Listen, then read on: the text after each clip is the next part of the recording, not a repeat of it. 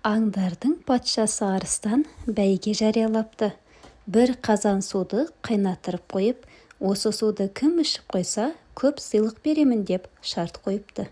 Аңдар бірінен соң бірі келіп, қанша өжеттенсе де қайнап тұрған суды ішуге батылдары бармапты. Ең соңында қоян келіп, қып-қызыл шоқта тұрған қазанды көтеріп алады да, ыстықтай ішуді өте жақсы көремін деп жан-жағына қарайды. Ендеше іше ғой, дейді аңдар аңтарылып. Қоян ұзыннан ұзақ қаз қатар тізіліп тұрған аңдарды жағалай жүріп, мінекей достар, мынау ыстық су, көздеріңмен көріңдер деп бас-басына көрсетіп шығады. Сөйтіп қоян аңдарды басынан аяғына дейін аралап шыққанша қазандағы су суып қалады. Сол кезде қоян суды басына бірақ көтеріп сіміріп салады. Шошынған аңдар ауыздарын ашып көздерін жұмысады.